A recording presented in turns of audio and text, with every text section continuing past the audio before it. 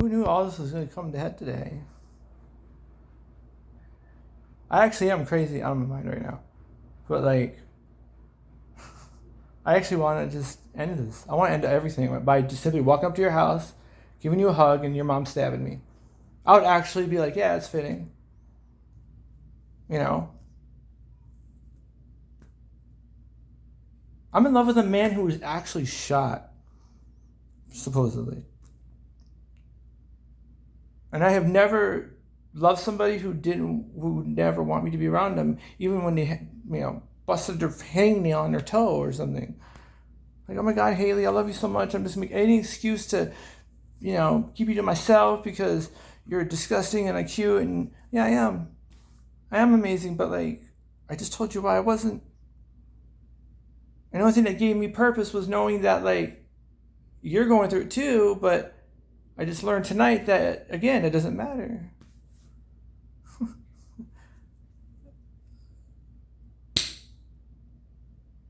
I'm going to rape kids because because you saw it on TikTok that trans did it on a fucking, like,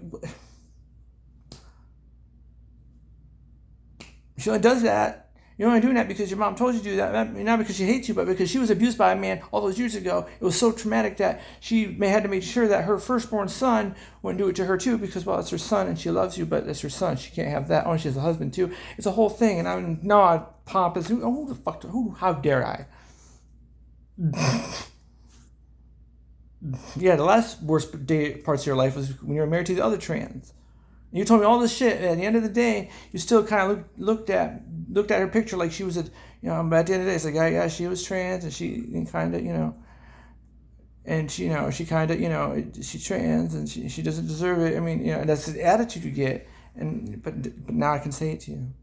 Well, you're the one that's disgusting, but it's not because you're being manipulated, it's because at this moment, you're now just told under complete honesty, I actually am not doing it for you to love me. At this moment, I know right now I could die. I'd still be right. But it's still your choice, and you still got to make it, whether I'm here or not. And you got to make it without killing your mom, without killing anybody or anything. In fact, you got to do it one way or another, or it's going to be done for you.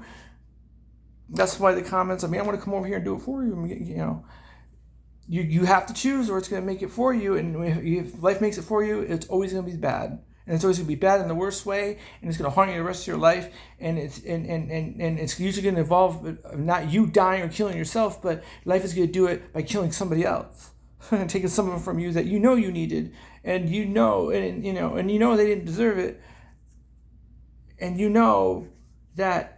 It was your fault, and your fault, and you're gonna realize, she was right. It wasn't my fault but it won't matter,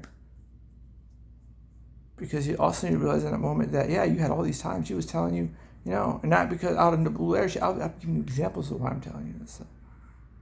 And even after all of that and all the hate that you think you feel, you don't even know what you hate. You don't even know where your emotions are coming from. You do, but you don't. I did, and I still did it.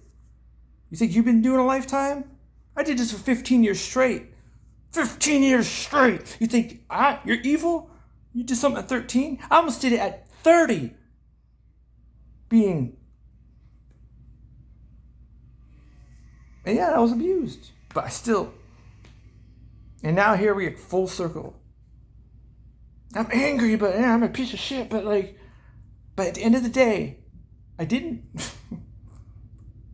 I always was there for my mom. I never backed down until it was finally too late. And when I did, I ended up coming out. I lost her anyways, but she's still alive. See, that's the trick.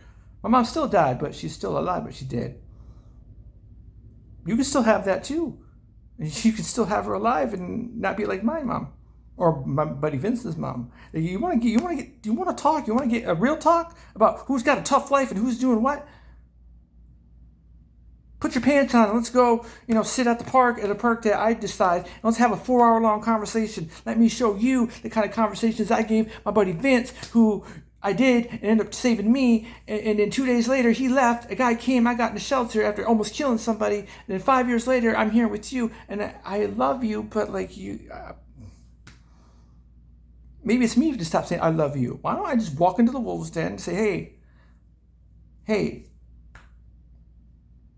I don't care. Hey, there's a person that lives at this house that, despite whatever that I would just like to see, and just just